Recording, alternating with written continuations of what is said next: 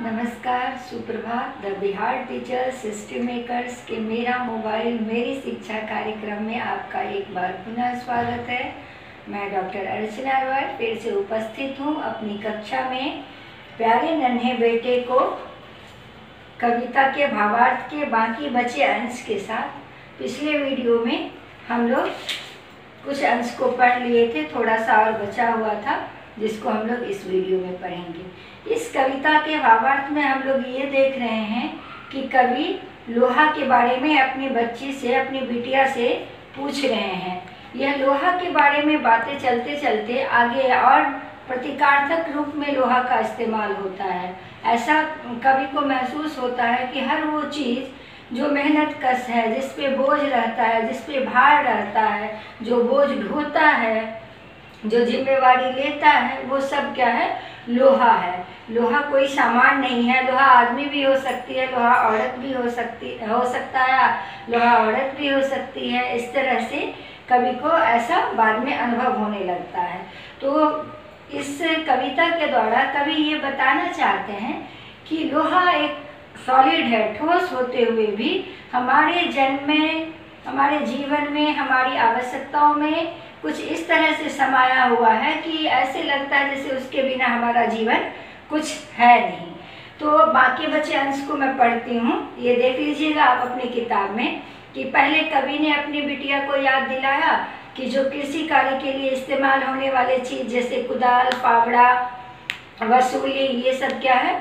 लोहे की बनी हुई है। अब उनको ऐसा लगता है कि अब मैं याद दिलाया तो उसकी मम्मी भी, अर्थात लेकर कवि की पत्नी भी याद दिलाएगी कि कहाँ कहाँ लोहा मिलता है। तो देखिए क्या है, पत्नी याद दिलाएगी जैसे समझाएगी बिटिया को बाल्टी, सामने कुएं में लगी लोहे की घिर्री, छत्ते की काटी, डंडी और घमेला, हसिया, चाकू और भिलाई वाला डिला, जगह जगह लोहे के टीले। कवि कह रहे हैं कि मेरी पत्नी याद दिलाएगी कि बाल्टी भी क्या है? लोहे की बनी है। पुराने ज़माने में जब कुएं से पानी निकाला जाता था तो एक लोहे की घिल्ली बनी होती थी और उस पर एक रस्सी आती जाती रहती थी। अंदर गया तो नीचे और बाहर तो ऐसे खींच लेते थे। तो वो ये सब चीज़ जो है लोहे की बनी हुई है। फिर छाते में जो कमानी होता है जिस पे कपड़ा टंगा रहता है छाते का, वो सब कुछ क्या है? लोहे से बना हुआ है। सब्जी काटने के लिए जो चाकू का इस्तेमाल होता है वो सब लोहे की बनी हुई है। इस तरह से कभी जिन बातों को अपने उसमें शामिल नहीं कर पाए, उनकी पत्नी उन बातों को शामिल करते हुए अपनी बिटिया को बताती है कि लोहा और इन चीज़ों में पाया जाता है। फिर इसी तरह घर भर मिलकर धीरे धीरे सोच सोच कर एक साथ ढूंढेंगे कहाँ कहाँ लोहा है। कभी कहते हैं कि इसी तरह से पूरे घर मिलके, पहले तो बिटिया से पूछे, फिर खुद बताए कि लोहा कहाँ कहाँ है। उसके बाद उनकी पत्नी भी बताई कि लोहा कहाँ कहाँ है। तो कभी कहते हैं कि हम पूरा घर मिल कर के, सारे बेटा, बेटी, पत्नी और खुद सब मिल के लोहा को ढूंढेंगे कि लोहा कहाँ कहाँ हमारे घर में पाया जाता है या कहाँ कहाँ उसका इस्तेमाल होता है। इस घटना से उस घटना तक कि हर वो आदमी जो मेहनत कश लोहा है। मेहनत कश मतलब मेहनत करने वाला, मेहनत करके, परिश्रम करके अपनी जीविका चलाने वाला। तो कवि को लगता है कि इस घटना से उस घटना तक जब हम जोड़ेंगे तो हमको ऐसी अनुभूति होगी कि हर वो आदमी जो मेहनत करके अपनी जीविका चलाता है वो क्या है? लोहा है। अर्थात ये लोहा सिर्फ एक वस्तु नहीं है, लोहा कोई भी हो सकता है। जो मेहनत कश है, जो बोझ उठाता है, लोहा हो सकता है। आगे देखिए, हर वो औरत दबी सताई बोझ उठाने वाली लोहा। कह रहे कि हर वो औरत जो दबी हुई है, सताई हुई है, अर्थात दिन भर जिससे काम लिया जाता है, काम कराया जाता है, उसको दबाया जाता है, बोझ उठाने वाली औरत, हर वो औरत क्या है? लोहा है।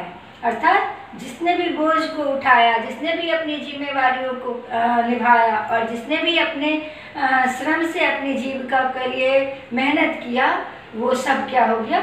लोहा है कवि के निगाह में। जल्दी जल्दी मेरे कंधे से ऊंचा हो लड़का, लड़की का हो दुल्हा प्यारा, उस घटना तक कि हर वो आदमी जो मेहनत कश लोहा है। कह रहे कि जल्दी जल्दी जो बच्चा बड़ा हो गया, किसी का पति बन गया तो उसे भी जीविका चलाने के लिए श्रम करना पड़ता है, मेहनत करना पड़ता है, तो वो भी क्या बन जाएगा बाद में जाके, लोहा। जो बच्चा अभी प्यारा सा है, नन्हा सा, कोमल सा है, वह बच्चा जब बड़ा होके पारिवारिक जिम्मेवारियों को अपने कंधे पे लेगा तो वो किस चीज़ में परिणत हो जाएगा, लोहा में परिणत हो जाएगा। क्यों?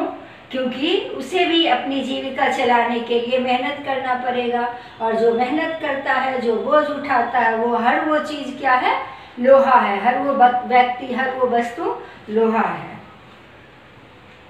हर वो औरत दबी सताई बोझ उठाने वाली लोहा है।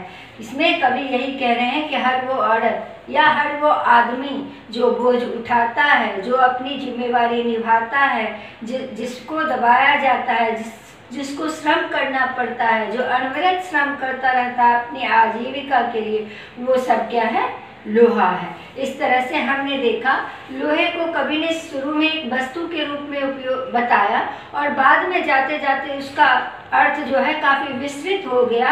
अर्थात लोहा क्या बन गया, प्रतीक बन गया। किसका? मेहनत कश इंसान का, मेहनत कश औरत का, बोझ उठाने वाली औरत का, बोझ उठाने वाले आदमी का, और क्या कहते हैं, जो अपनी जीविका के लिए काफ़ी अधिक मेहनत करने वाले जो भी इंसान हैं, वो सब, उन सब का प्रतीक बन गया लोहा।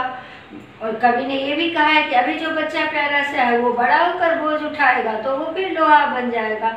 इस तरह से लोहा वस्तु से होते होते एक प्रतीक के रूप में कवि ने इसका, लोहे का इस्तेमाल किया है। तो प्यारे नन्हे बेटे को कविता में कवि ने लोहे के उपयोग को बताया और लोहे के विस्तृत अर्थ के बारे में हमें समझाया। तो यही इस कविता का भावार्थ है। आशा करती हूँ आपको समझ में आई होगी और आप क्वेश्चन बनाने में सक्षम होंगे। इस वीडियो में इतना ही, मिलते हैं फिर अगले वीडियो में।